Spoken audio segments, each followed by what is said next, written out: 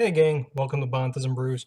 My name's Brian, and tonight we're going to recap the fifth session of our Long Arm of the Hutt campaign played at Fun for All. And while we're doing that, we're going to be drinking Hopfield from Brewery Vivant. I don't remember where Brewery Vivant is out of in Michigan. Michigan made beer. Grand Rapids, should have guessed. And they are one of my favorite breweries. And I've had this one plenty of times, and it's just a fantastic beer. They specialize in farmhouse style ales, so a little bit more rusticy. This one here, even though it's listed as an IPA, it's kind of a nice, not bash your face in IPA. It's definitely top four, but it's not like overwhelmingly hoppy. So it's really, really good, especially people want to get in the hop drinking the, a little bit hoppier, heavier beers, but they don't want to go towards like someone like Torpedo or even like someone like the American IPAs or stuff like that. 7% ABV on this guy. I don't know what the IBUs are. Personally, I don't really normally care about IBUs, even when I was brewing on a regular basis. I wasn't a big fan. Like, oh, you have to know the IBUs, and we still calculated it because that's all important in balancing that kind of stuff there. But yeah.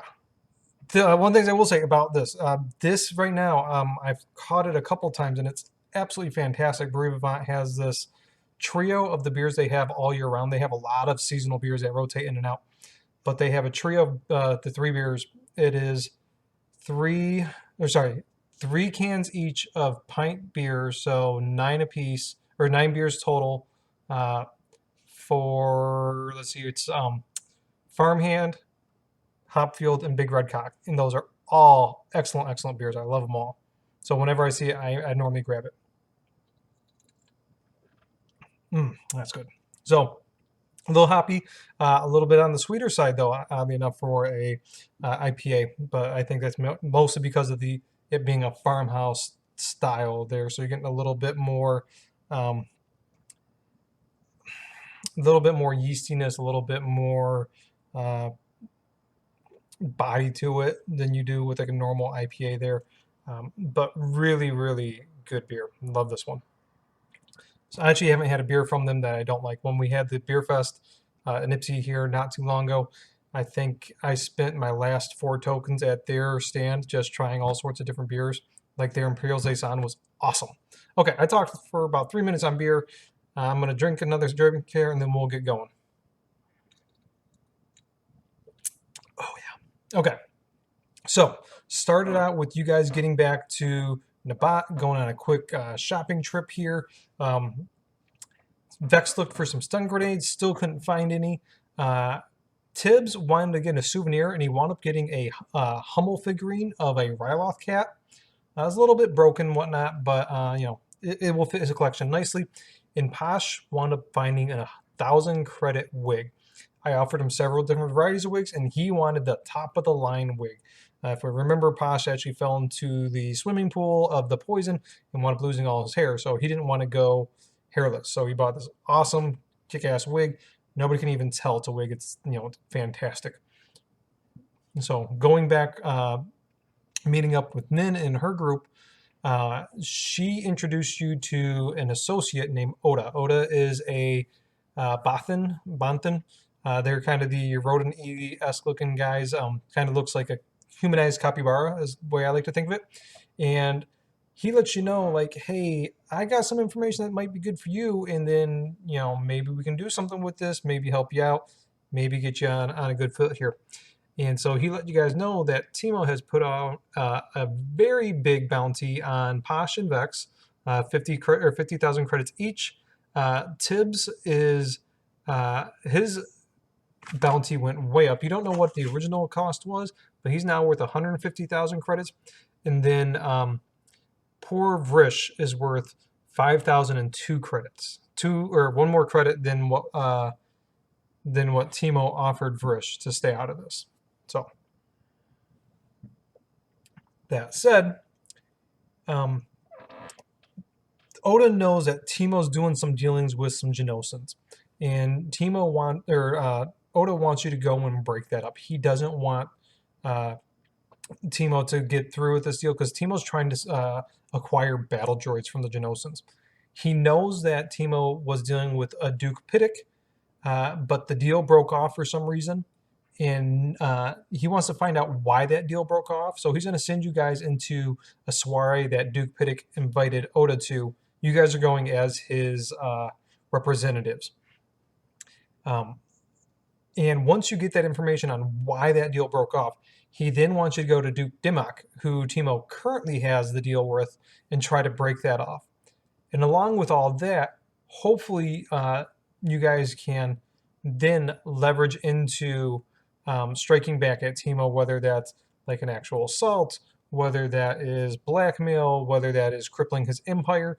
LAotH thinks you'll be able to, whatever way you want to strike back, LAotH's pretty sure you'll get the materials you need to do that and hopefully get your names clear so that way you guys aren't stuck watching over your back the whole time.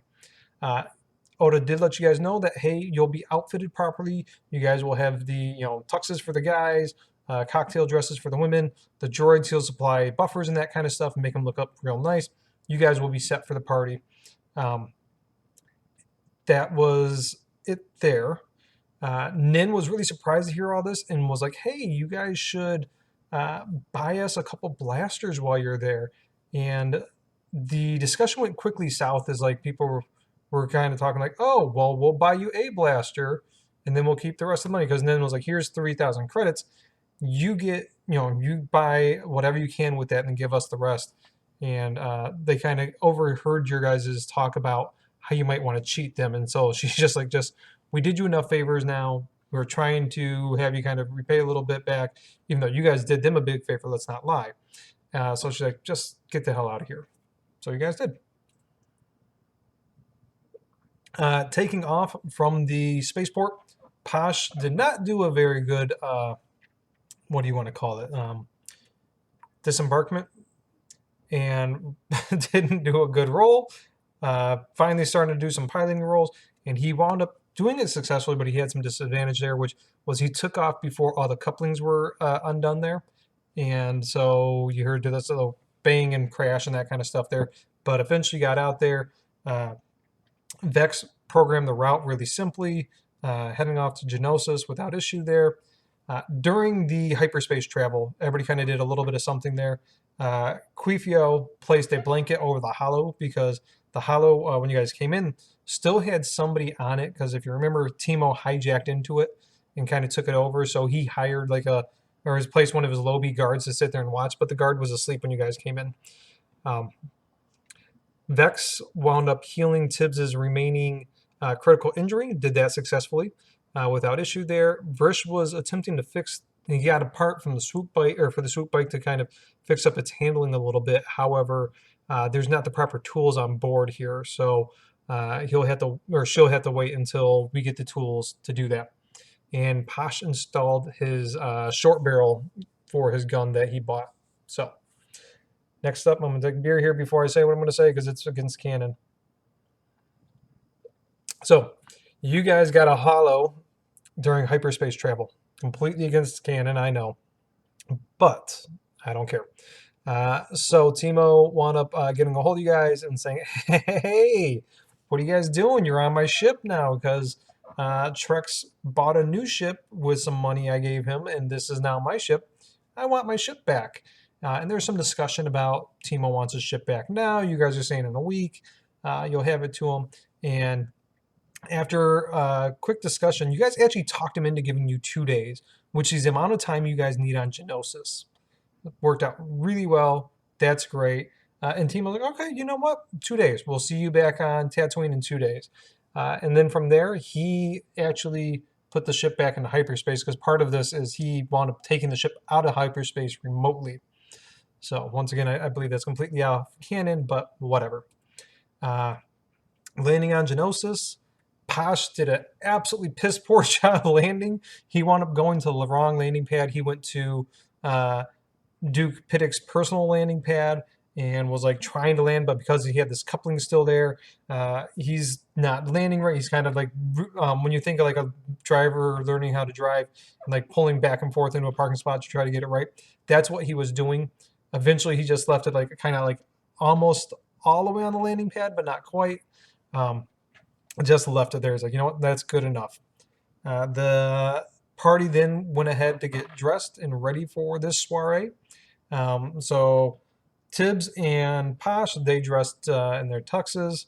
Uh, Frisch wound up sporting the cocktail dress. The droids, on the other hand, did not want to use the buffers. Instead, they both decided they wanted to spray paint themselves. And so I was like, okay, let's go for it. We'll do a coordination roll. And they both rolled horribly. Uh, Vex wound up spray painting on a tie, if I recall. And then Quifio attempted to do some sort of pattern in red and to kind of make it look like a battle paint type deal, and it did not work. It was absolutely horrible. So Vex's tie was all runny. Quifio's pattern just looked like an absolute mess. Heading in, Posh was like going to be, Posh tried to be super cool. Wound up throwing the guards there, the keys, and like, hey, fix that park job. And amazingly enough, they were just so dumbfounded that they went with it. Heading into the party proper, some super big Genosan soldiers. If we remember anything about Genosas, forgive my curtain there from attacking me. Things that we know about Genosans, they live in a caste society. They're bug people, so there's like the upper crust, there's soldiers, there's drones, there's workers, there's all sorts of different bug specialties. These are the most biggest, hulkinest soldier Genosans that you've ever seen. They wind up placing restraining bolts on the droids, letting you guys know that the bolts are only going to inhibit combat functionality. They'll still have their entire personality, just won't be able to draw and harm people. Tibbs wound up sneaking a vibro knife in thanks to Posh.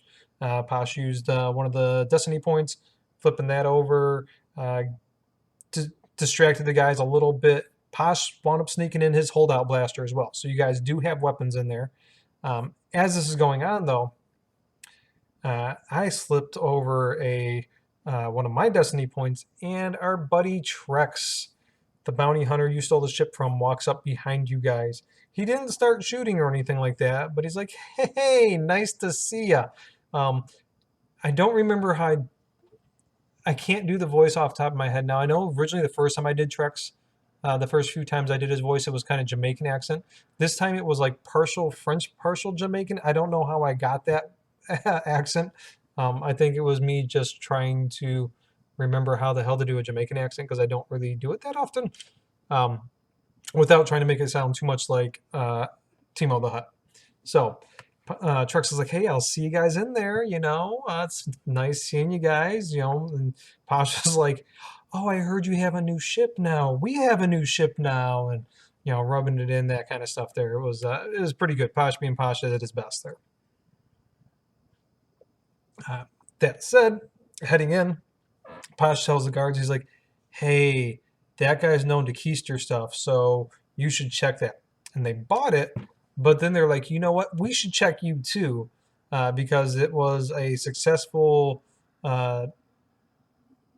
deception with some setbacks. So Posh went ahead, got checked out, cleared it, and headed into the party. Some of the things I remember that we described about the party, there are chance cubes games going on around the outside edges.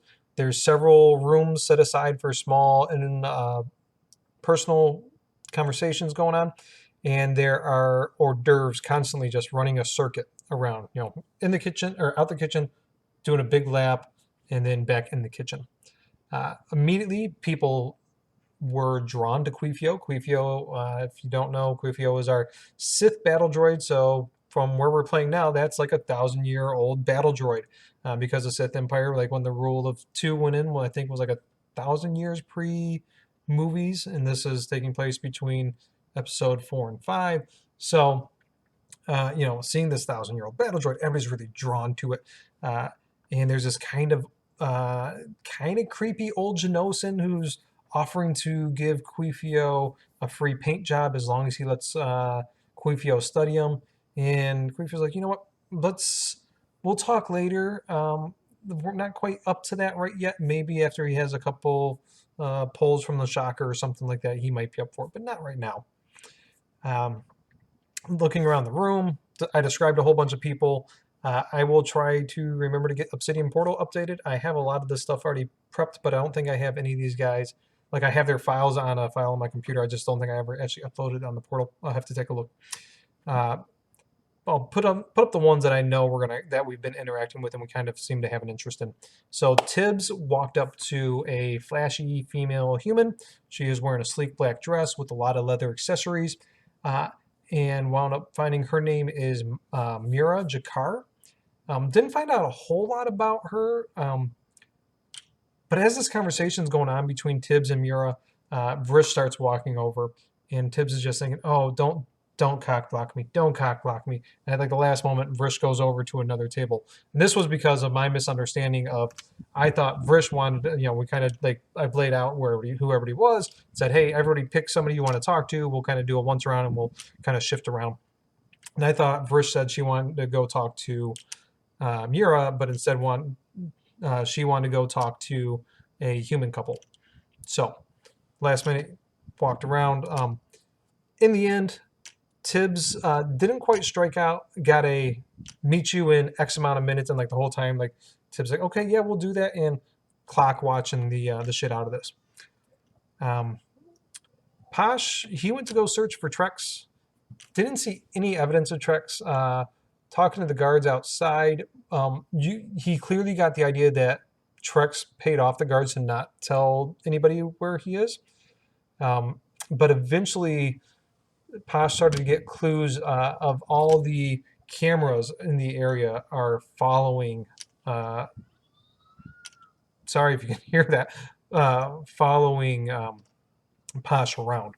So he's assuming Trex is behind some that, or is paying somebody to keep an eye on him. So he's going to have